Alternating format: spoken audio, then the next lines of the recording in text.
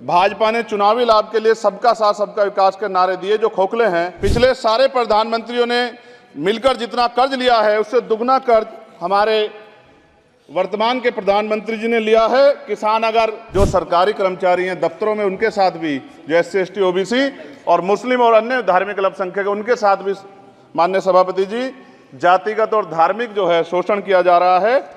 इसलिए मेरी मांग भी है कि पुरानी पेंशन को भी अध्यक्ष जी बहाल किया जाए। जो कर्मचारी देश की सेवा में लगे हैं उनका भी सम्मान होना चाहिए। सभापति महोदय, सर्वप्रथम मैं बहुजन समाज में जन्मे सभी संतों गुरुओं महान पुरुषों को नमन करता हूं, जिनमें महात्मा ज्योतिबा फूले, डॉक्टर बाबा साहब अम्बेडकर और मान्यवर काशीराम साहब को मैं याद भी करता हूं आज के दिन पर। साथ साथ नगीना की महान जनता और भीम आर्मी और हमारी पार्टी आज़ाद समाज पार्टी काशीराम के साथियों का भी धन्यवाद करता हूं। इसके बाद अपने कुल गुरु जगत गुरु सदगुरु रविदास जी महाराज को भी मैं नमन करता हूं, जिन्होंने दुनिया को लगभग 600 साल पहले बेगमपुरा शहर के रूप में दुनिया का सबसे महान लोकतांत्रिक दर्शन दिया। अध्यक्ष महोदय, माननीय सभापति जी, 14 अगस्त 1947 को ये देश अंग्रेजों के अधीन था। 15 अगस्त 1947 को हम लोग आज़ाद हुए। 16 अगस्त 1947 को देश आज़ादी में था, लेकिन धन धरती राजपाट में बंटवारा नहीं हुआ। जो साधन संसाधन थे उनमें बंटवारा सही रूप से न होने के कारण एक बहुत बड़ी आबादी सुविधाओं से वंचित और सम्मान से वंचित रह गई। उनको सम्मान देने के लिए और अंतिम व्यक्ति तक सुविधाएं पहुंचे, इसके लिए लोकतंत्र की व्यवस्था हुई। लेकिन आज़ादी के 70 साल बाद भी हम कहाँ खड़े हैं, इस पर ये चिंता का विषय है। मैं मानता हूं कि सामाजिक न्याय तभी होगा माननीय सभापति जी, जब जातीय जनगणना पूरी होगी और जातीय जनगणना कराई जाएगी और साथ साथ संख्या के आधार पर आरक्षण जो है वंचित वर्गों का बढ़ाया जाएगा। उसके साथ साथ जब राष्ट्रपति जी अभिभाषण पर बात रख रही थी तो उन्होंने शहरी और ग्रामीण क्षेत्रों के विकास की बात कही और ये भी कहा कि दुनिया में सबसे उत्तम शहर हमारे यहाँ बने। लेकिन माननीय सभापति जी, 70% आबादी तो गांव में निवास करती है, तो गांव की आबादी के बारे में भी सोचना होगा कि उनका जीवन कैसे बदले। माननीय सभापति जी, उच्च शैक्षणिक संस्थानों में बहुजन समाज के जो छात्र हैं उनके साथ कास्ट एट्रोसिटी हो रही है, निरंतर उनकी हत्या हो रही है। साथ साथ जो सरकारी कर्मचारी हैं दफ्तरों में उनके साथ भी, जो SC ST OBC और मुस्लिम और अन्य धार्मिक अल्पसंख्यक उनके साथ भी माननीय सभापति जी जातिगत और धार्मिक जो है शोषण किया जा रहा है। इसलिए मेरी मांग भी है कि पुरानी पेंशन को भी अध्यक्ष जी बहाल किया जाए। जो कर्मचारी देश की सेवा में लगे हैं उनका भी सम्मान होना चाहिए। साथ साथ सभापति जी, भाजपा ने चुनावी लाभ के लिए सबका साथ सबका विकास के नारे दिए जो खोखले हैं, क्योंकि 10 साल में दलित, पिछड़े, आदिवासी, मुस्लिम और अन्य धार्मिक अल्पसंख्यक जो अत्याचार हुए हैं वो किससे छिपे हुए नहीं हैं। ये गलत है, ये बंद होना चाहिए। सभापति महोदय जी, महामहिम राष्ट्रपति जी के अभिभाषण में निजी क्षेत्रों में SC ST OBC को रिजर्वेशन देने का कोई उल्लेख नहीं हुआ है, जो कि आज चर्चा का विषय, क्योंकि 98% प्राइवेट सेक्टर है, 2% सरकारी सेक्टर है, तो 98% प्राइवेट सेक्टर में भी हमारी हिस्सेदारी की बात होनी चाहिए।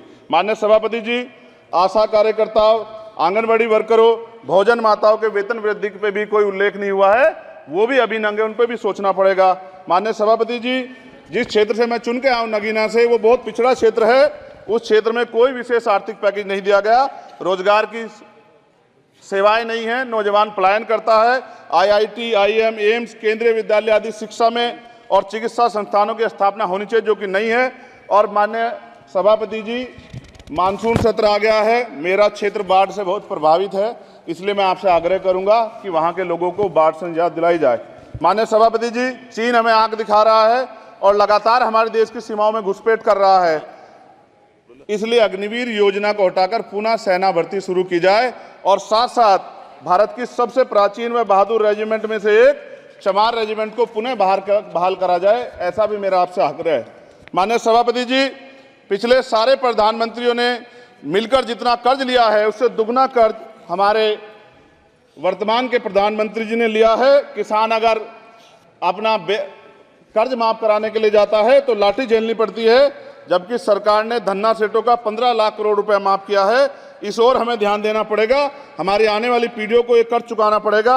माननीय सभापति महोदय जी, किसानों को MSP की लीगल गारंटी तथा किसानों का कर्ज माफ होना चाहिए। साथ साथ 2 अप्रैल 2018 को SC/ST के बच्चों पे बहुत बड़े पैमाने पे मुकदमे लगे थे। वो हमारी लड़ाई सही थी, ये सुप्रीम कोर्ट ने माना और बाद में सरकार ने माना। वो मुकदमे तुरंत वापस होने चाहिए। माननीय सभापति जी, प्रेस जो है उस पर भी शिकंजा कसा जा रहा है। जो पत्रकार सरकार के खिलाफ बोलता है, नौकरी से हाथ धोना पड़ता है। और सोशल मीडिया हमारा हथियार है, उस पर तरह तरह के प्रतिबंध लगाए जा रहे हैं और विरोध करने वालों को सोशल मीडिया हैंडल भी सस्पेंड करा दिए जा रहे हैं। साथ साथ सभापति जी, पेपर लीक और परीक्षाओं के कैंसिल होने से देश के नौजवानों का भविष्य खतरे में है। नीट, यूपी सिपाही भर्ती सभापति जी और 69,000 शिक्षक भर्ती में आरक्षण घोटाला हुआ है। कोई पूछने वाला नहीं, खून के आंसू रो रहे हैं बच्चे, बेरोजगारी का दंश युवा झेल रहे हैं। इसलिए मेरा आग्रह है कि युवाओं के लिए कृपया समाप्त करें चंद्रशेखर। माननीय सभापति जी, मैं पहली बार बोल रहा हूं, आप कहेंगे मैं बैठ जाऊंगा, मैं आपकी बात, मैं संवैधानिक मर्यादा का पालन करूंगा, मगर हम तो माननीय सभापति जी सुन ही रहे हैं। आप बोलिए, 1 मिनट। धन्यवाद। 1 मिनट और बोलिए। अध्यक्ष सभापति जी, नारी सम्मान की बात करने वाली सरकार, हमने मणिपुर देखा सर, हमने पहलवान बेटियों का हर्ष देखा सर, और हमने सर हाथरस की बेटी का हर्ष देखा सर, और हाथरस के परिवार को जो वादा किया था सरकार ने वो भी पूरा नहीं किया। और महिलाओं में भी, स्पेशली दलित, पिछड़े और मुस्लिम वर्ग की, आदिवासी वर्ग की महिलाओं के साथ आज भी NCRB का डाटा कहता है सर जो जुल्म हो रहा है वो सहनीय नहीं है सर। साथ साथ कोविड में तैरती, हमने कोविड में बहुत सुना सर, कोविड में तैरती लाशें भी गंगा में हमने देखी है सर, और मजदूरों का हाल भी हमने देखा है। सभापति जी, बस सब समाप्त कर रहा हूं। नोटबंदी पे छोटे मजले उद्योग की जो कमर टूटी वो भी हमने देखी है। सभापति जी, शैक्षणिक संस्थानों, विश्वविद्यालयों में, चिकित्सा संस्थानों में OBC ST के योग्य अभ्यर्थी को NFS करके जिस तरह निकाला जा रहा है, लेटरल एंट्री करके जिस तरह हमारे रास्ते बंद किए जा रहे, ये भी हम देख रहे हैं सभापति जी।